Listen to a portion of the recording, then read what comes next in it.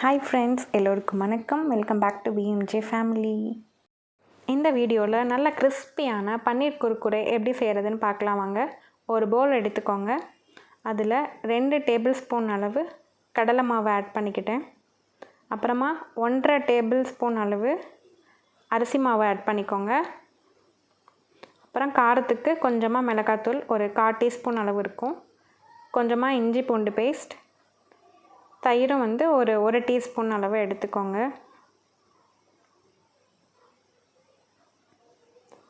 கொஞ்சமாக கார்ன்ஃப்ளவர், இது ஒரு 1/2 டேபிள் ஸ்பூன் இருக்கும்.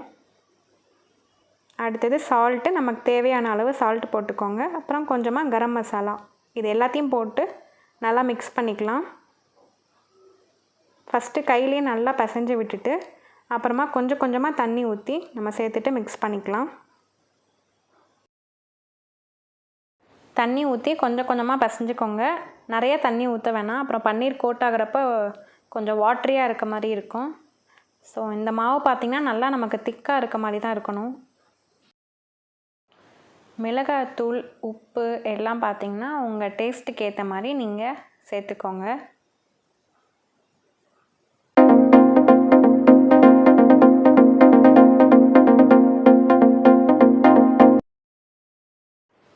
அவ்வளோதான், இந்த மாவு இந்த அளவுக்கு நல்லா மிக்ஸ் பண்ணி எடுத்துக்கோங்க. இப்போ பன்னீரை இதில் மிக்ஸ் பண்ணிக்கலாம். 100 கிராம்ஸ் அளவு பன்னீர் எடுத்திருக்கேன். இது வீட்டிலே செஞ்ச பன்னீர். பன்னீர் எப்படி செய்யணும்னு நம்ம சேனலில் வீடியோ போட்டிருக்கோம். பார்க்கலன்னா டிஸ்கிரிப்ஷனில் லிங்க் இருக்குது, இல்லைனா ஐ பட்டனில் தரேன் பாருங்கள். எல்லா பன்னீரையும் போட்டு கொஞ்சம் பொறுமையாக மிக்ஸ் பண்ணுங்கள். இது ஒரு 10லேருந்து 15 நிமிஷம் வரை ஊறணும் நமக்கு.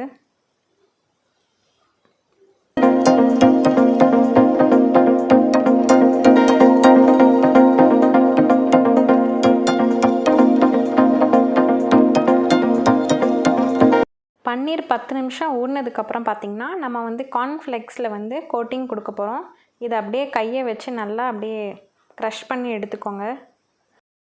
இந்த டிஷ்ஷுக்கு மெயின்னு பார்த்திங்கனாவே இந்த கார்ன்ஃப்ளெக்ஸ் தான். இது போட்டு நம்ம ஃப்ரை பண்ணுறதுனால தான் நமக்கு நல்லா பன்னீர் கிறிஸ்பியாக கிடைக்கும்.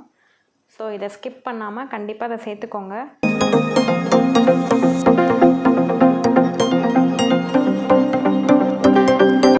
நல்லா க்ரஷ் பண்ணதுக்கப்புறம் நம்ம வச்சுருக்க பன்னீர் க்யூப்ஸ்லாம் இதில் போட்டு நல்லா மிக்ஸ் பண்ணி வச்சுக்கலாம். மிக்ஸ் பண்ணிவிட்டு இது மேலேயும் அப்படியே தூவி விடுங்க.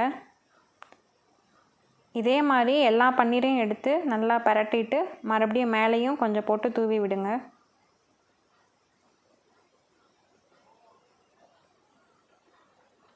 அவ்வளோதான், எல்லா பன்னீரையும் இந்த மாதிரி மிக்ஸ் பண்ணி நம்ம எடுத்து வச்சுக்கலாம்.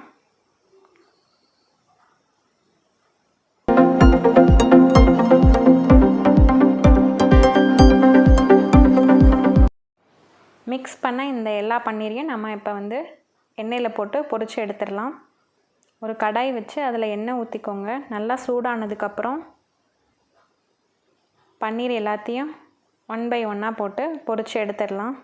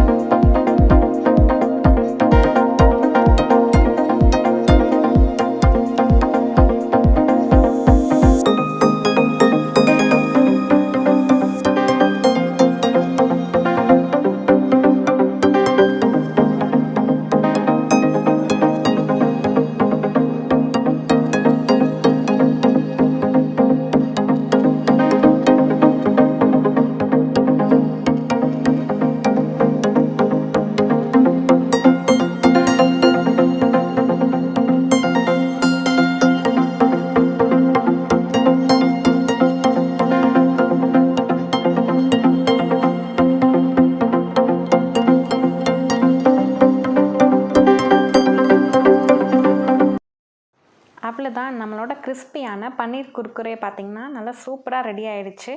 நீங்களும் இந்த டிஷ்ஷை ட்ரை பண்ணிவிட்டு எப்படி இருக்குன்னு கமெண்ட்டில் சொல்லுங்கள். அப்படியே இந்த வீடியோ பிடிச்சிருந்தால் லைக் பண்ணுங்கள், ஷேர் பண்ணுங்கள்.